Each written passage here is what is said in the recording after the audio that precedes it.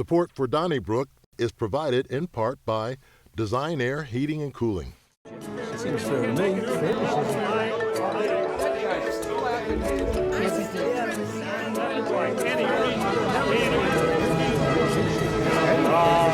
if you don't know what fair is, you can't make it. Unacceptable by any reason.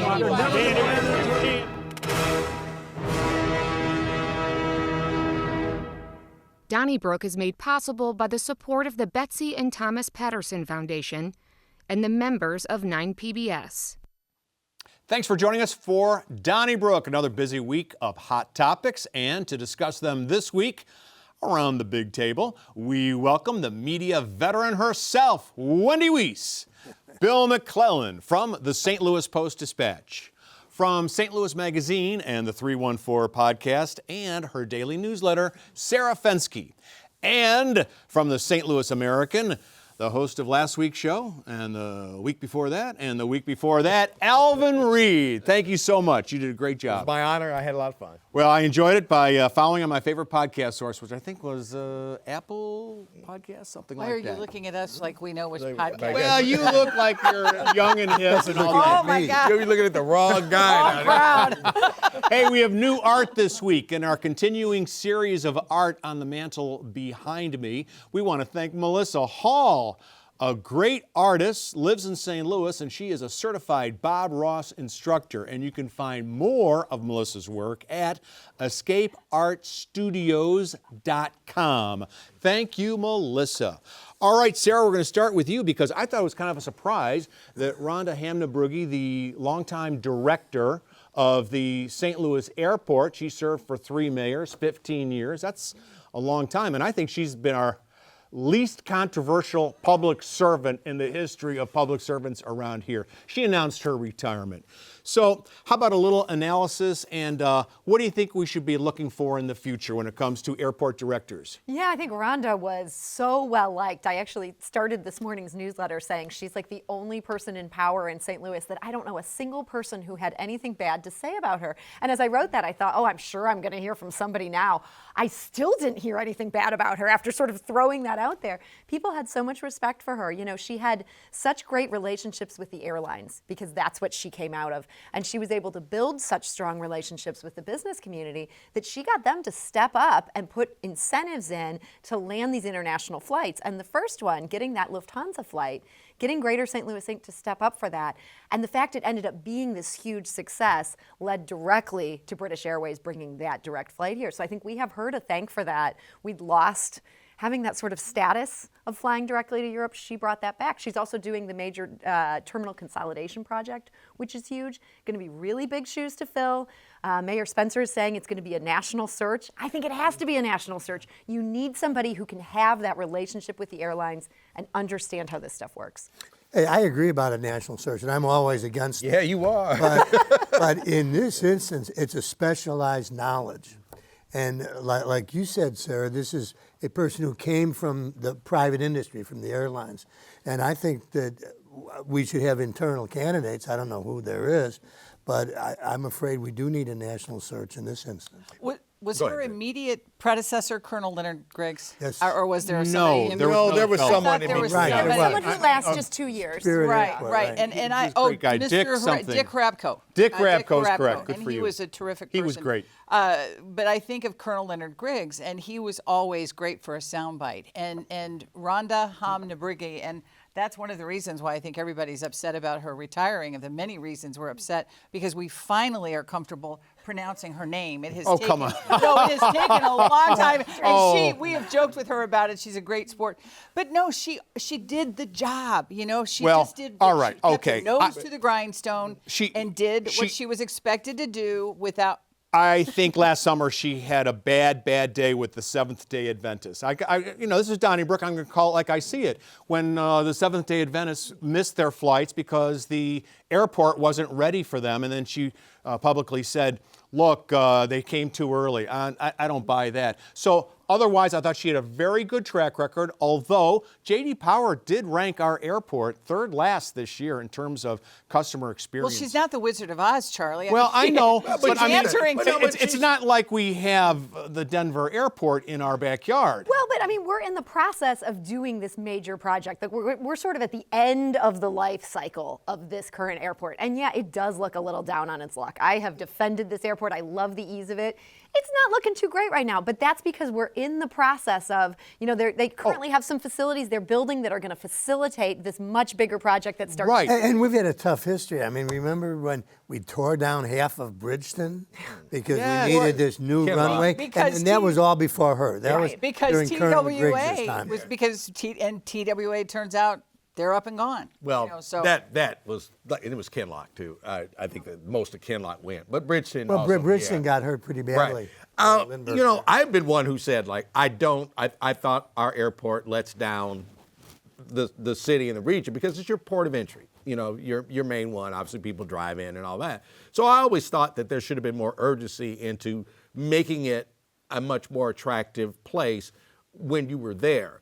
I thought the missed opportunity and not making light of it, but was quite frankly when the tornado hit it like about 15 years ago, I thought that was the opportunity right then. So why the place is smashed up? Let's try to start fixing it now. That being said, I think the flights are the most important thing that are returning. So I will give her that, and that right now is essential as we move on.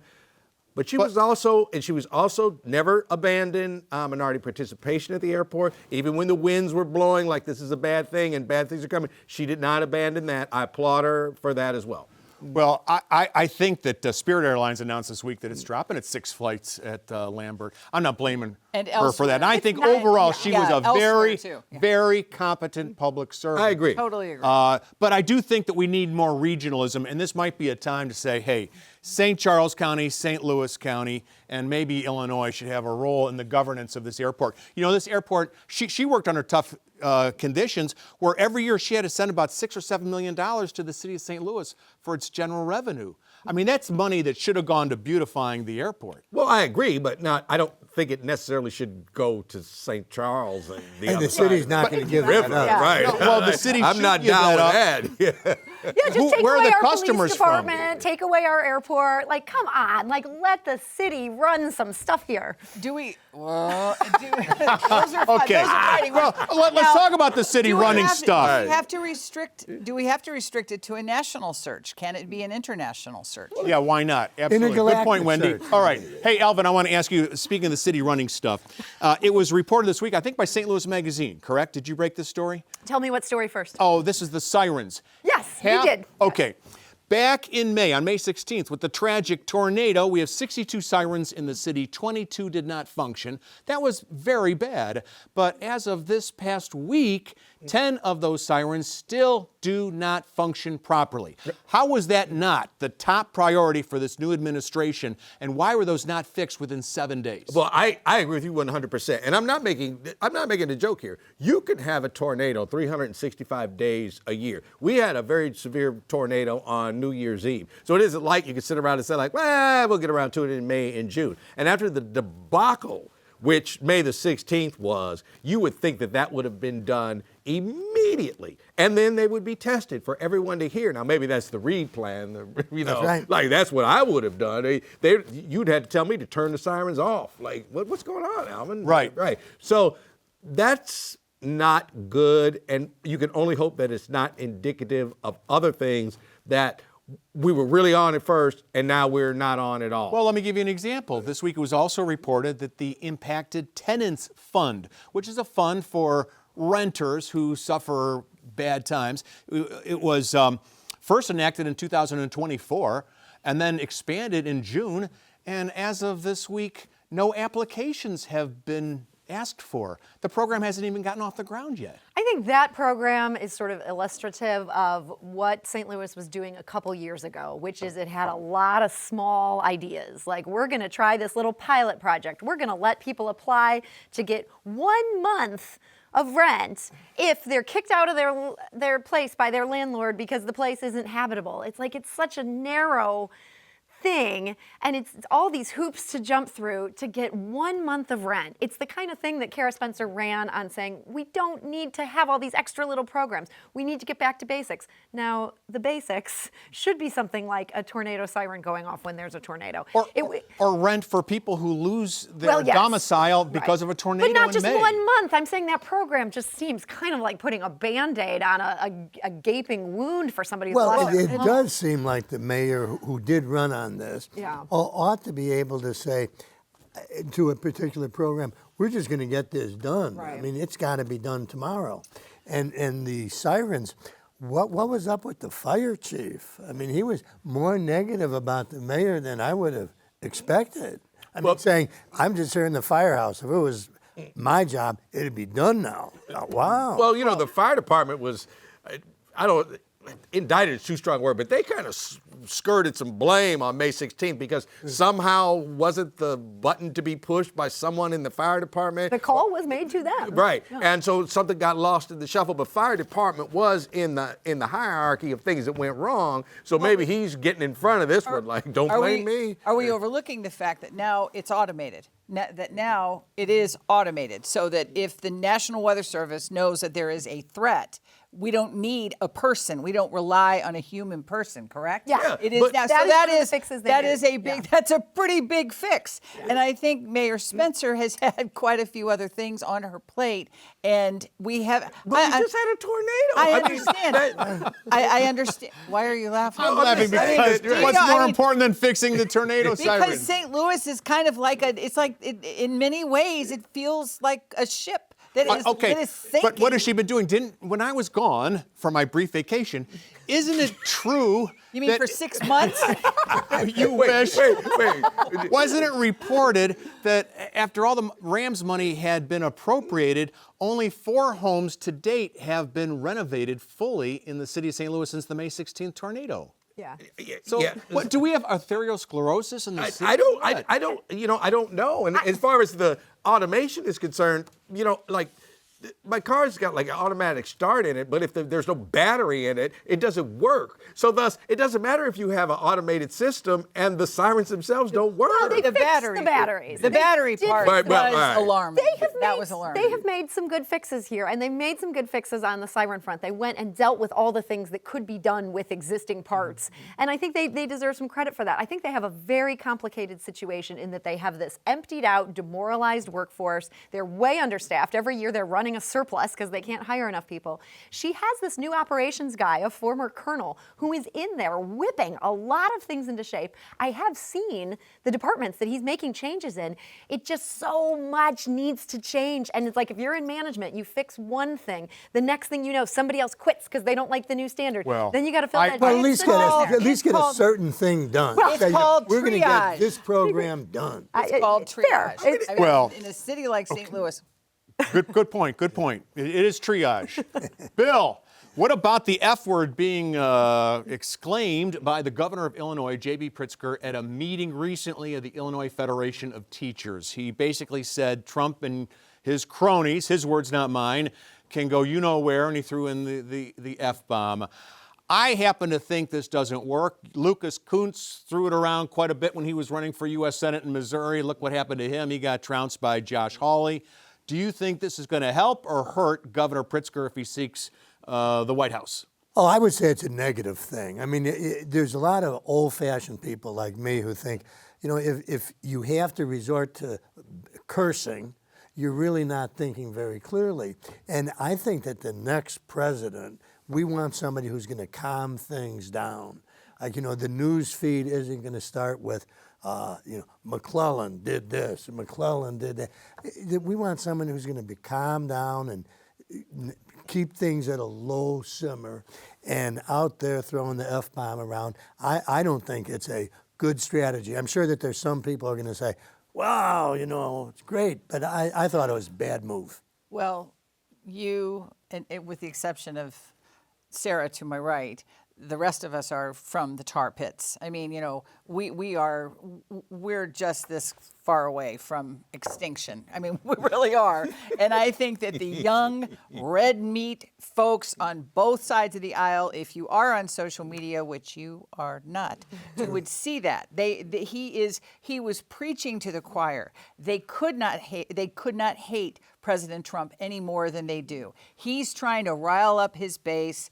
I just don't think it's going to hurt him at all. Well, old people vote, though. I mean, yes, in great numbers. Young people might think that's really cool, but old people vote. Well, I don't know. I don't know if you heard about the overlook election us. in New York yesterday. But I was just going to say, old Yeah. people voted on Tuesday, and old people voted in Virginia and in New Absolutely. York I and agree. all these I other agree. places. And it's kind of like, there's a new something out there. Now, J.B. Pritzker, I believe the man smokes cigars too. Now, he won, $1.2 million playing blackjack, probably had a cigar hanging out of his mouth. The fact that he cursed, Right. it's like, hey, right. That's right. Now, is it a bad look? Do I want the president or people running for president swearing in public? I do not. But I don't think it'll cost him a single vote. It probably won him more votes than he lost. I will say I don't think young people necessarily think that swearing is cool so much as they almost just don't even know that you're not supposed to do it. Like, we have hit this stage in this country where I think it's probably because nobody's watching TV on the airwaves, except, of course, the fine viewers of this show. But, we're all watching it on these streaming services where you can say whatever you want. It's not meant to be safe for kids anymore. People don't get their daily newspaper delivered. You read the news on your phone, and it's not censored the way a daily newspaper would take the swear word out of the story. It's just kind of like part of the fabric of the country at this point. And as a mom, I'm constantly trying to be like, Oh, yeah. I don't want my kid hearing this F-bomb yet. She's 6 years old. But it's inescapable. Well, what about temperament, though? Like Barack Obama was very popular, and he didn't feel the need to. They called him no drama Obama.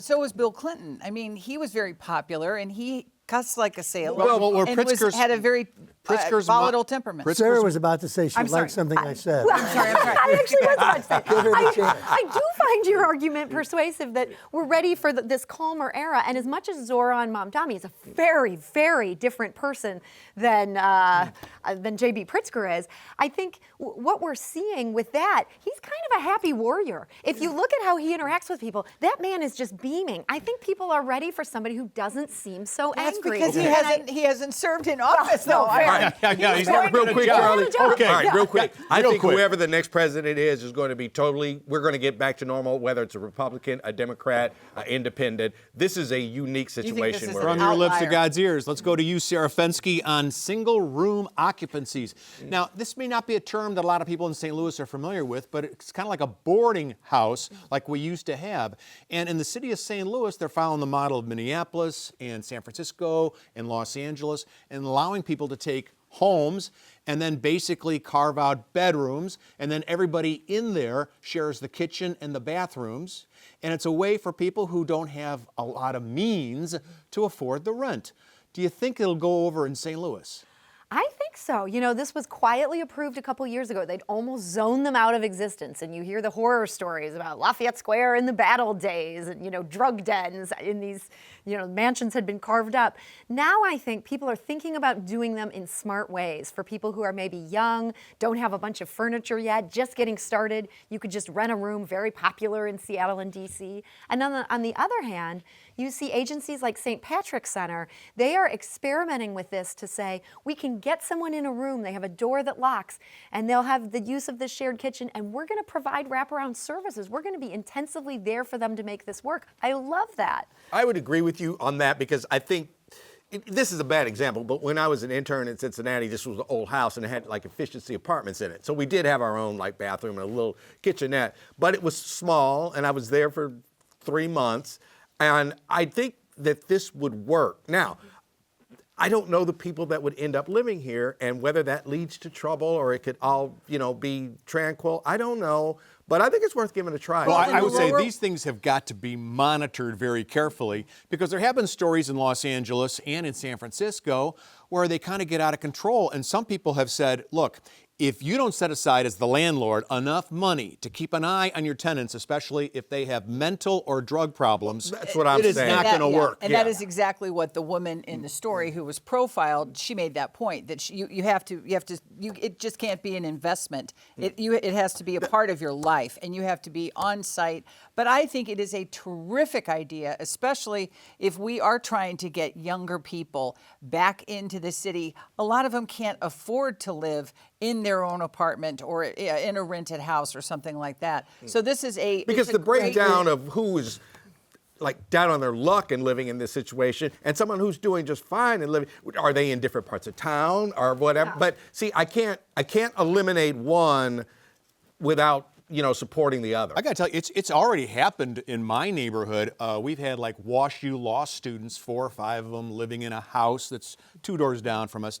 At this time, it's a single family, but we've had young women, young men, and it's just fine. Oh. But there are people who are studying 24/7, right. So that's the kind of neighbor you want. And there's the people who own the house live there. Oh no, no. Oh, so no. it's just Florida. That's like a verbo. Well, no. that's. But they're law students and they're very busy and. Well, that's so should we only allow it for law students? That's well, I'll tell you what. If you're going to rent to somebody, rent to a law student, because that person is so busy. There's no partying. There's no noise. Oh, please! If I rent to somebody, they're going to be Amish. Okay, Wendy Wiese, I want to ask you about Mark Carter, who is a member of the St. Louis County Council, and he also, on behalf of his family, was trying to get documentation so that he could get compensation from the radioactive RECA, what the act? Radioactive Exposure Compensation Act. You got it. So, according to an article in St. Louis Magazine that did not name names, there are people who spinelessly said that this guy was really being adamant that he needed the documentation for his birth certificate or his marriage certificate on that day. And they felt pressured to get that certificate out. Well, Sarah, I felt like St. Louis Magazine might have been accused of clutching its pearls over this particular story. Did you? Sorry, I had to. I don't have pearls to clutch. I'm just a city dweller. No, I just thought that this was kind of like a nothing burger. I mean, access is something. I feel like a Martian most of the time in my particular demo. I read stories that I know I'm supposed to be incensed by them, and I'm not, or I am by stories that I shouldn't be incensed by. But this was, I grew up in a world where a politician, it's all about access, all right? You have the politicians, voters have access to the politician. The politician gets to walk into certain areas of a county office building and ask for information. I thought it went to character. I thought it was a good story. I thought it is a great story. Yeah, but I thought it was reflective of the kind of person that he must be. Exactly. No. And all right, I hate to say, that's the way it was always done, but that's the way it's done. Well, I don't necessarily say that's the way it's always done, especially now because people are on the lookout for this kind of thing. But I can tell you, just because we just kind of went through this, if you are getting a passport or getting it redone and you've been married, like my wife, we had to find our marriage certificate in Manhattan, Kansas, not physically. It took like 2 days to get it. I got a copy of my birth certificate because I was getting my real ID. Took like 2 days in the mail to get it. That's just taking advantage of people and going down there and being stubborn and hard-headed. Well, man, just fill out the form online, pay the price. You'll have it in 2 days. I think that's why a lot of people don't want to be public servants, because a little slip like that becomes and you end up in St. Louis fodder Magazine. for the St. Louis Magazine. That's right. Hey, it was a good story. They all are. It's a great story, but it can still be a great story. But I think the accusers should be named. If there are workers at the county government who, feel pressured, they should be identified. I guess, as the editor of that story, that's a fair criticism of how we edited it. I think I'm more with Alvin and Bill on this. I feel like I try very hard not to get special favors, and as a journalist, people are constantly trying to give you a special favor. If you're a politician, if you're a journalist, if you're somebody who has access to things the public doesn't have, you shouldn't take advantage of that. You shouldn't be like, they have this backlog at this point. It's a week-long backlog. He should wait. Let's not be, I'm sorry. I'm sorry. overboard. I'm sorry. I couldn't see that side of the took a table week. because your halos were shining. Okay, Your halos Sarah, were shining. final topic for this first half hour. Recycling fees and trash fees in the city of St. Louis are now $14 a household. Now, there's some talk that they might be increased to pay for the government service, picking up the trash and the recycling. How are people taking this story in South St. Louis? People are not happy about this. We've had so many trash/recycling woes. I think Mayor Jones really wanted to keep recycling when they didn't have the resources to do that in trash. And so trash was piling up, recycling was getting thrown into the same truck. And we were all like, we're paying on top of our taxes in order to have this. And so now there's a committee looking at this saying, well, you should pay more. And we're like, we thought we were going to get a refund for all that we paid. I think, you're right. $14 a month is nothing. And if we care about recycling, certainly we should pay more. But I think there's some frustration in the city of, we pay a fair amount of taxes, and yet on top of that, we end up paying privately to maintain all the best city parks. Well, those are all nonprofits. We pay privately for policing. That's how things are done in the city. It's like, what, they can't even handle the trash? Don't look now, but she sounds a lot like a boomer. I mean, she Oh, does. no. Well, but the whole, like you said, we take, sanitation for granted in the municipalities of St. Louis County. I don't even look at how much I pay for it. But if one day they just say like, hey, we're doubling what it costs, I'd say, well, time out. Wait, we pay taxes. We do stuff. Right. You can't be in favor of a living wage for every worker and then be surprised when the price of that services labor go goes up. up and somebody's got to pay for it. Clayton, $55 a month and an automatic 4.5% increase every year. And it used to be free. It used to be free. Times are a-changing. Hey, let's see how you can contact us. If you'd like to send us a letter, we would love to read it. Care of 9PBS, 3655 Olive Street, 63108. Don't forget those emails, Donnybrook@9pbs.org. And on social media, use DonnybrookSTL, hashtag DonnybrookSTL.